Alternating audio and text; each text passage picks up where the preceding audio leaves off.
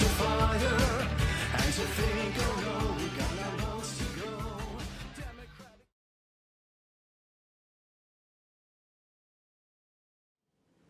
Well, my first year of seminary, the year that I went off to learn how to become a pastor, it was also the year that a movement was birthed.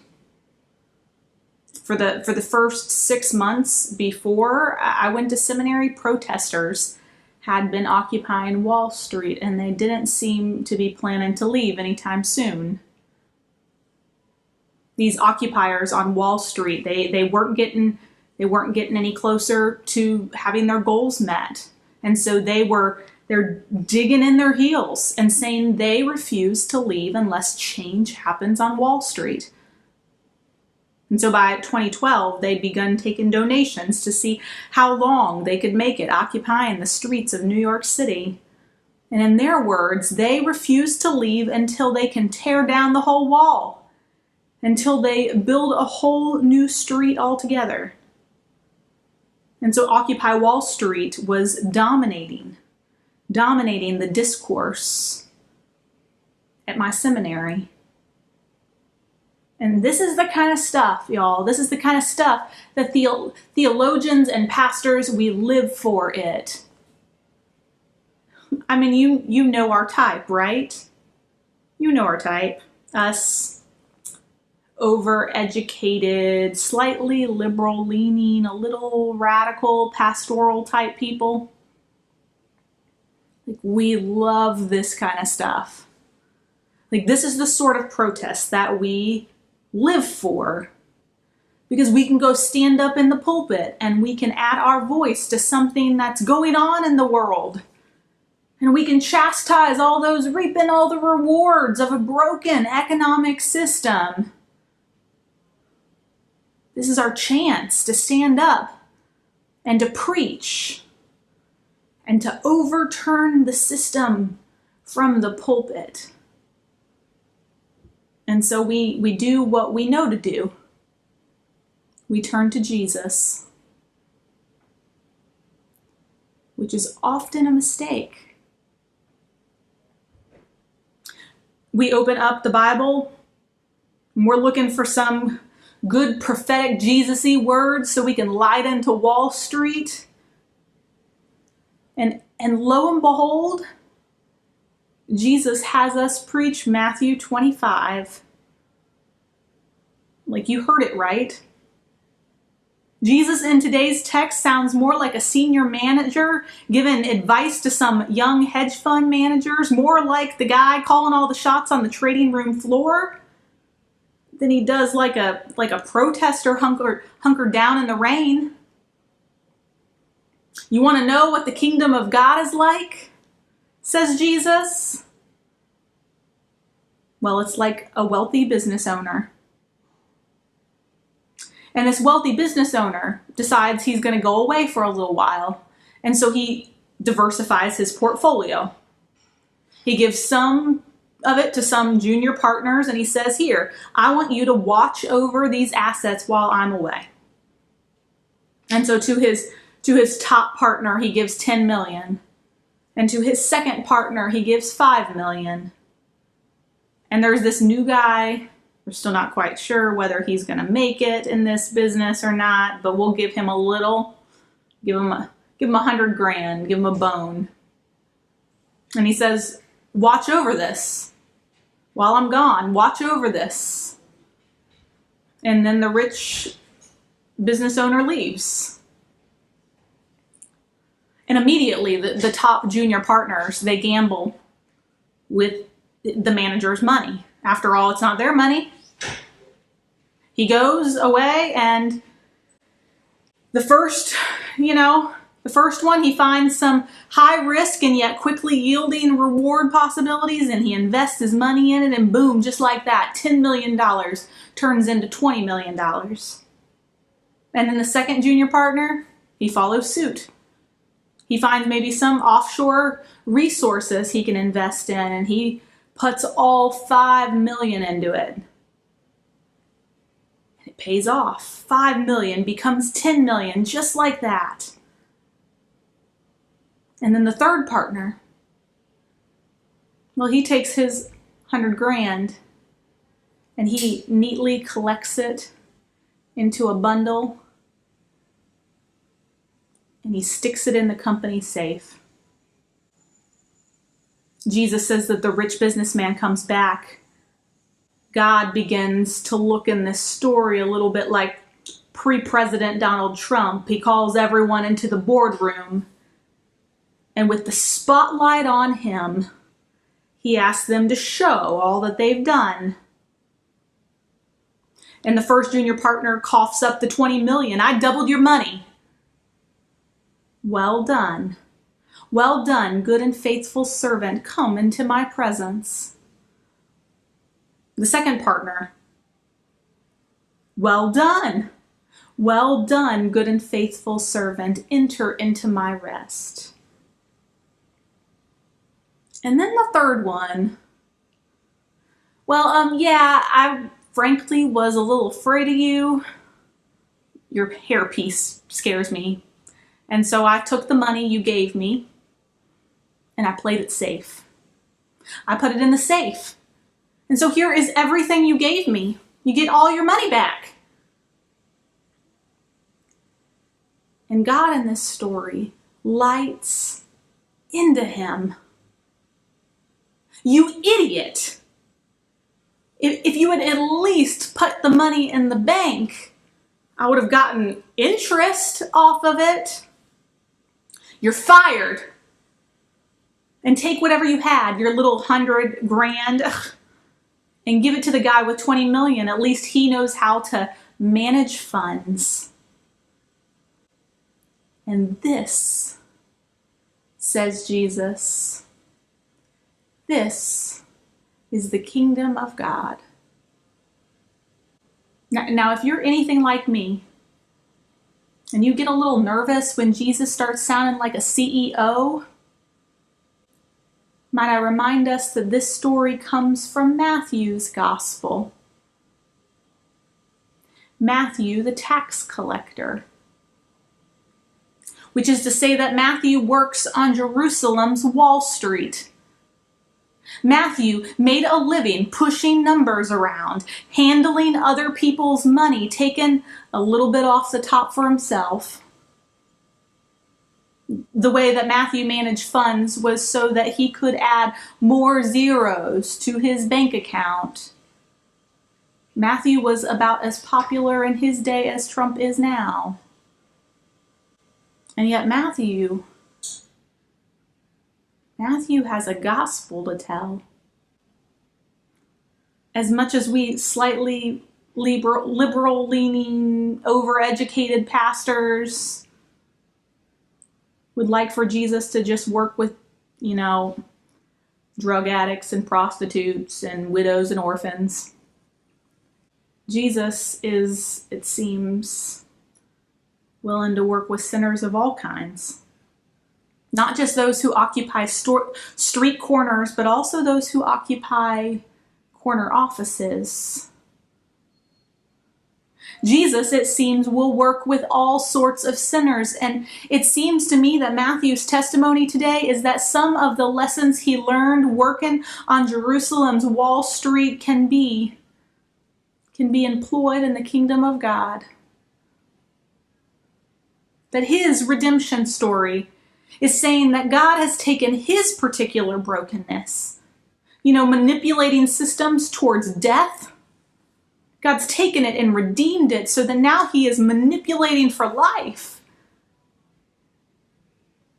Matthew seems to want to tell us, hey, here's all I can tell you. If you're risk averse, Jesus may be tough for you. If you don't have the stomach for risk, you may not want to work on Wall Street, and you may not want to follow Jesus, Matthew seems to say. Because in the kingdom, risk equals reward. Matthew, if you remember, is also the writer who told us the story of the rich young ruler. You remember that story? The rich young ruler comes up to Jesus and says, I like what you've got going here. I've seen your portfolio, Jesus. I want to get in on this action, Jesus. And Jesus gives him the standard public line, buy high, sell low, play it safe, keep the commandments. And the rich young ruler thinks, well, I've done all that already.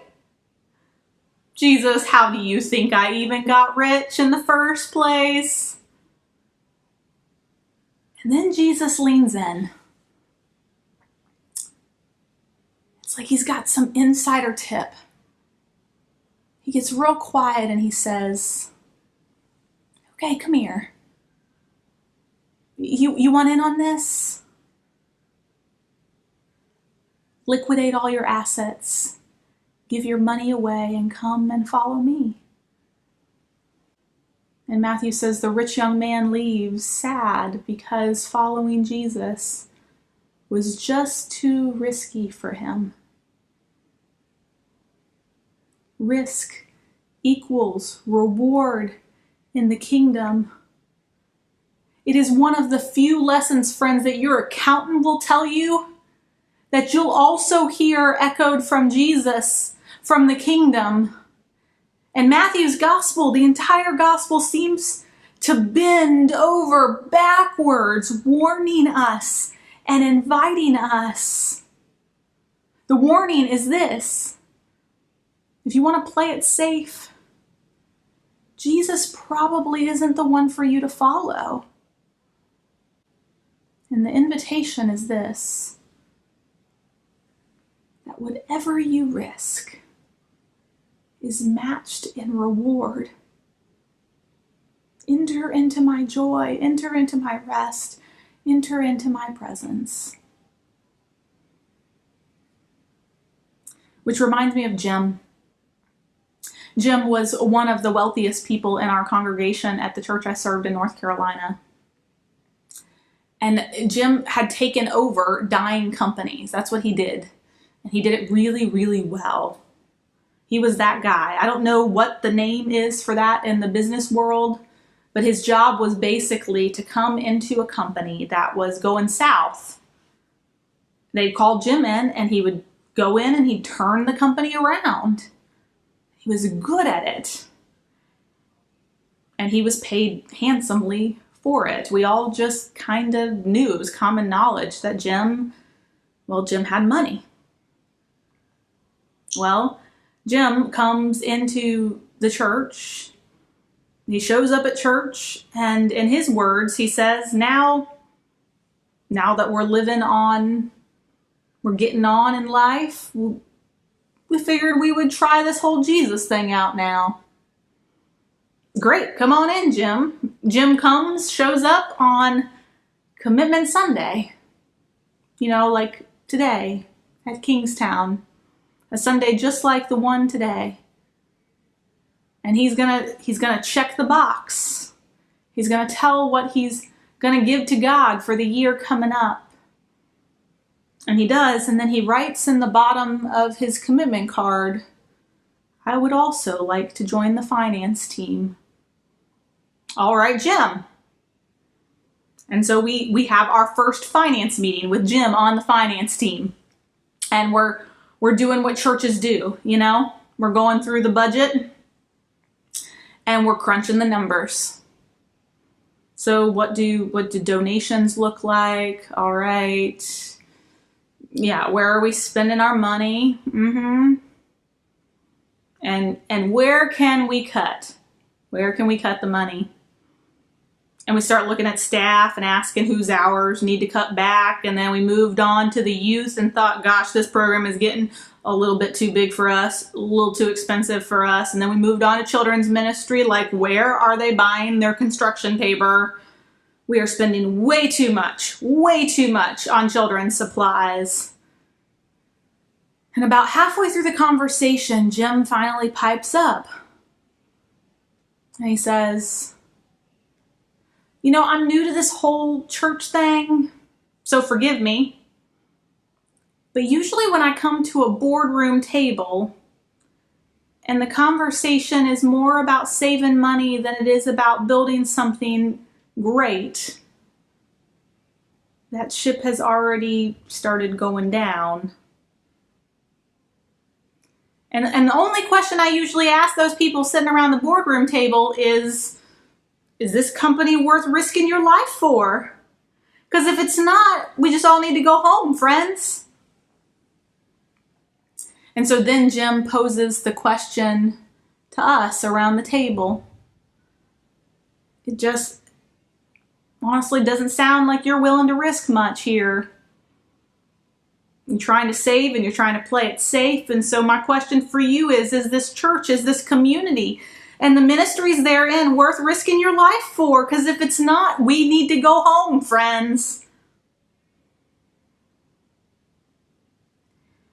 And at that moment, it was like Jesus had showed up at the boardroom table and started taking from all of us complacent Christians everything we had. Give me your faith. Give me your money. We're giving it all over to Jim. You guys have lost the privilege of being stewards of my kingdom. Jim here, well, Jim knows how to run a business. In the kingdom, friends, risk equals reward. And that's true both corporately and it's true personally. If our church isn't willing to be risk takers in the community, God will find another people who will be. The Methodist Church is bearing so much testimony to that right now. Right now, the average Methodist church worships 30 people with an average congregational age of 74. The vast majority of Methodist churches in our nation have not made a new disciple for Jesus in the last 5 years. And that's because the Methodist Church has decided to stop risking it big with Jesus and started playing it safe. We wanted to make sure our spreadsheets are balanced and we've got to reserve twice our budget, but the whole mission and ministry thing, the risk-taking part, well, that's just too risky. And so what once was the fastest growing, most dynamic denomination of the Christian faith has begun to shrivel. The ship has turned, and what happened? What happened? We moved from mission to mainstream. What used to be a mission-focused movement completely sold out to two ideas: social holiness and personal holiness. That is a redeemed society and transformed individuals. We sold that. We sold that out because the Methodist Church decided that it just wanted to play it safe. And friends, the Kingstown Communion has always been a risk-taking endeavor, the missional antidote to Methodist mainstream. And this is also true personally, not just corporately. If your faith isn't making you risk something, you've got to ask if you're actually following Jesus. Because I can promise you that Jesus will require you to risk everything: who you are, who your friends are, how you live, how you relate, your money, your family. With Jesus, it is all or nothing. Because Jesus' invitation is to join in the mission of God, which is the riskiest mission known on earth. And you know the story of this mission. That at the beginning of time, God created a world out of love and created beings like us with free will, and that God decided to risk it all on relationship with us. And when our love failed over and over and over again, God never played it safe. God went all in. God sent Jesus in the flesh to reconcile us back to God and to lead us toward being priests of reconciliation in the world. And then at the end, just 3 chapters after our text today, the biggest risk of all happens. At the end of Jesus' ministry, after his life and death and resurrection has taken place, God then risks the mission in us. Up to this point, we watch God being risky for us. And now, at the end, Jesus says, it's up to you. If this mission of reconciliation and salvation is to happen, it's going to be in you and through you and because of you. God risks everything on you. Gosh, it takes guts to be in ministry with a God like that. That's why I've said it before. Sometimes I think we should have a warning sign under the baptismal font. Some kind of neon sign that says, alert, alert, as this warning of the kind of God who lurks around these waters, that this is not a God. This is not a God who is averse to risk. This is not a God who likes to play it safe. No, the God who lurks around these waters seizes you and incorporates you into the riskiest mission you'll ever know, friends. Loving your enemies, building the kingdom, and turning the world upside down. Today, I want you to hear from someone in our congregation who knows well the God who has risked everything on him and who has decided to risk big at Kingstown and mission with that God. Would you listen into Brian?